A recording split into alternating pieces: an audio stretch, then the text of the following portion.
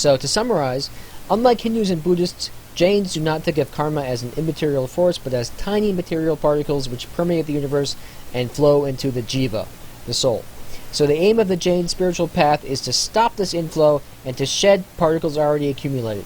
The key is to get rid of all passion, anger, pride, deceit, and greed by practicing extreme detachment, self-denial, asceticism, and ahimsa. Just a note, the swastika you see on the left side of the screen is not a Nazi symbol.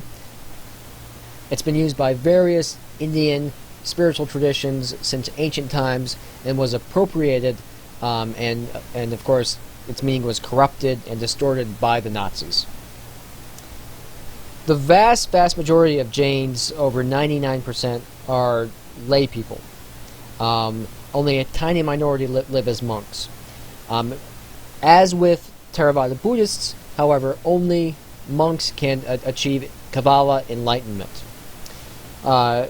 We'll see, though, the reasons why very few Jains become monks, because the obligations entailed by entering a life of monasticism are incredibly demanding.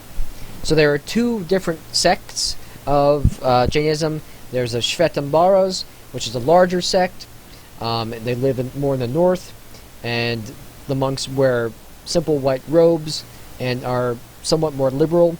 They also believe that women can achieve Kabbalah, which the other sect, the Digambaras, do not believe. They think that women must be reborn as men before they can achieve enlightenment.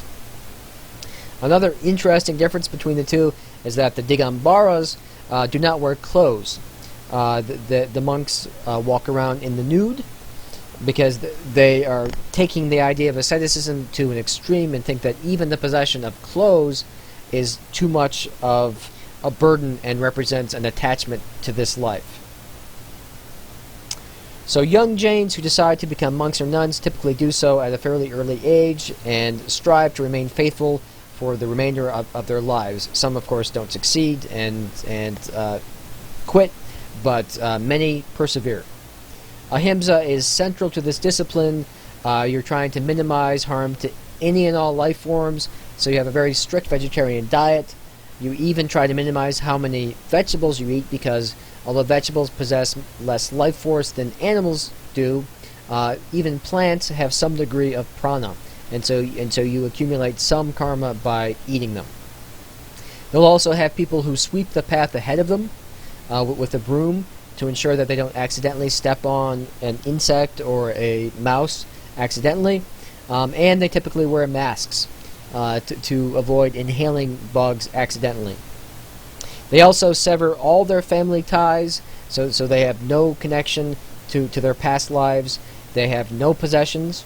They live by begging, and so, well, they may have one possession, a bowl with which they beg, and then from which they eat their food. And in the case of the Shvetambaras, they also have a simple white cloth robe they wear, but besides that, they own virtually nothing, and they spend their days fasting and meditating. And they believe that this is the only way to eliminate karma and to achieve Kabbalah enlightenment. This is a picture of some Digambaras listening to one of their elders speak, and you'll note that the nuns are dressed, and they wear white. So lay Jains, the vast majority of Jains, still try to practice ahimsa, but their goal is not to achieve Kabbalah, because they think they have no hope of doing that unless they decide to become a monk or a nun. But their goal is to be reborn in their next life as someone who has a chance of achieving enlightenment. So they're vegetarians. They're expected to avoid intentionally harming any sentient beings, so any human or non-human animal. Now, accidental harm or harming something in self-defense is deemed to be less corrupting and not as bad. They're also expected to avoid excessive greed and consumption of material goods, so they are certainly permitted to own houses and to have possessions, but not to excess.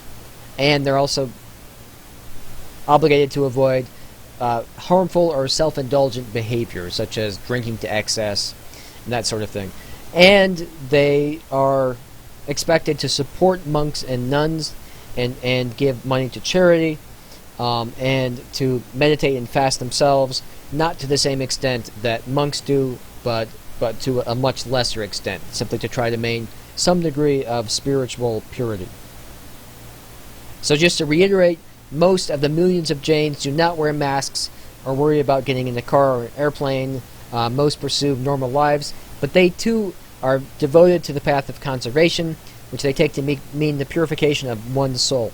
Only by extending one's loving heart to all creatures can one be assured of a